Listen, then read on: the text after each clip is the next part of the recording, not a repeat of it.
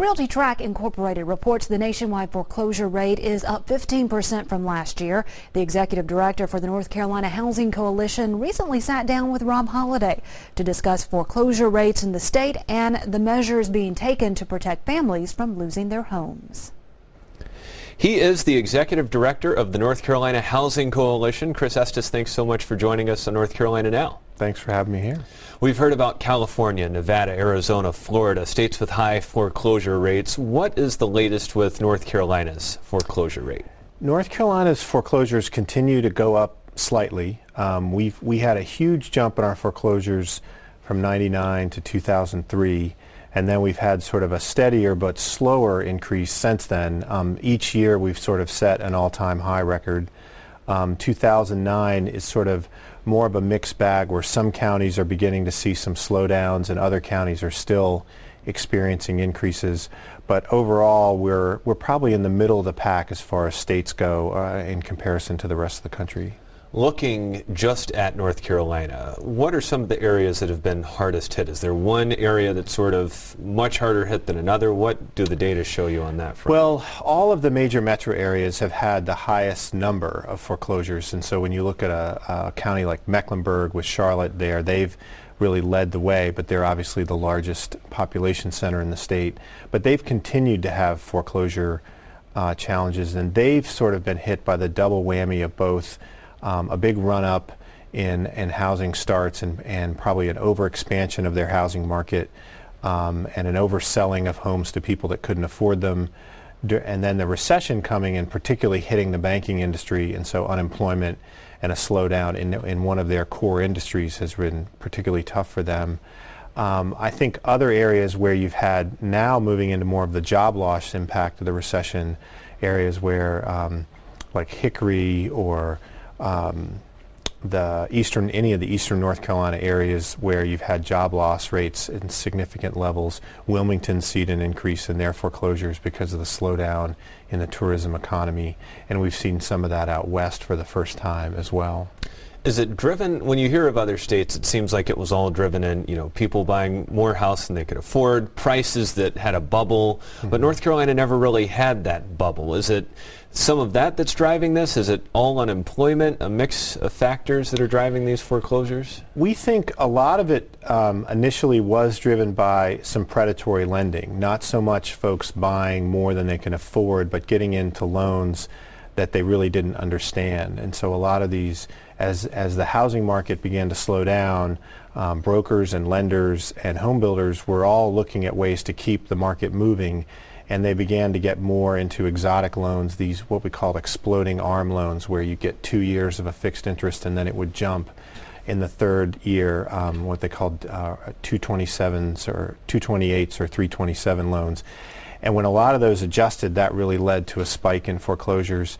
Then the real economic slowdown and the recession hit, and that began to sort of exacerbate another wave, which was really driven by unemployment and job loss. And some areas of the state had already experienced that early. The areas around Pillow Tex and Kannapolis Concord had seen a big spike in the early part of the decade when those plants closed, as well as those furniture textile centers. So it's been kind of a mixture of that. We didn't have the huge inflated housing markets overall like California and Florida did, but there were pockets where people really over-speculated, and I think all of our major cities had a little bit of that.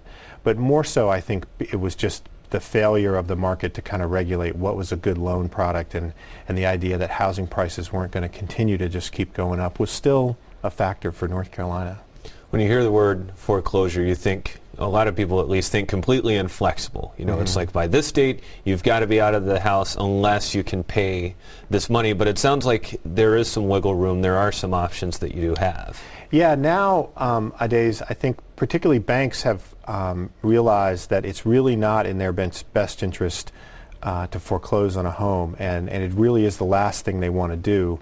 And now with President Obama's new program, Hope for Homeowners, there's a better system in place to really work with homeowners and really stall or put off that foreclosure and see if we can work out a refinance deal with that resident, and have been able to save a number of homes because of that, and hopefully we'll be able to save a lot more. So it is certainly not the end of your opportunity to own a home if you're about to face foreclosure. That there is, I think the news we want folks to know is there are some workout possibilities, and don't give up hope. But the most important thing is people need to contact their lender and contact a local counseling agency to help them navigate the process.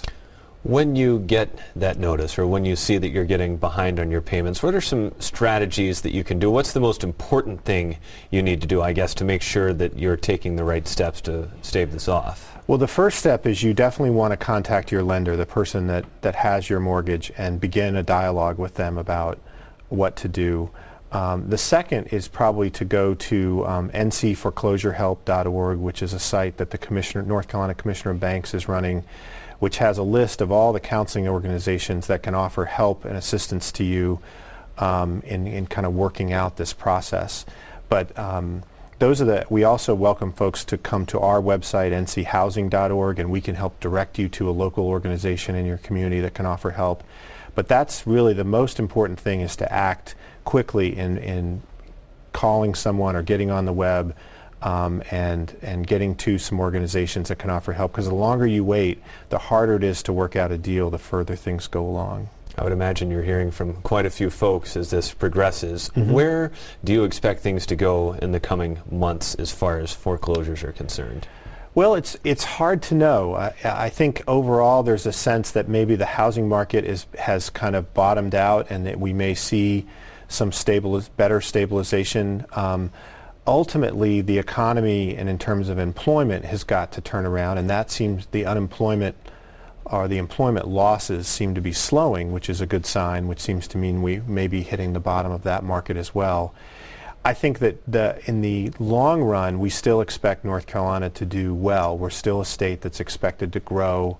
All the population projections have not really changed, that the Triangle area is still expected to grow by 1 million people in the next 20 years, and the state by about 5 million. So I think overall we're going to be okay in the long run. We just don't know yet how long this will take. My sense is that it will be a slow process. There won't be suddenly a switch will flip and suddenly everything will go back to the way it was.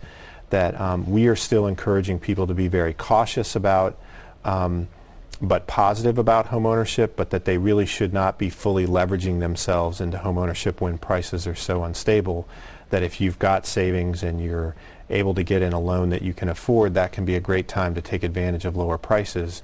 But we're also saying to folks, you shouldn't be doing the 100% loan-to-value loans, because if prices go down at all, you could have negative equity, and if anything goes wrong in your house, you could be upside down pretty quickly. So it is a cautious time, but for folks who've saved and hadn't sort of jumped in the housing market, there's some tremendous opportunities. And we've seen in the recent weeks that home purchases have begun to go up again.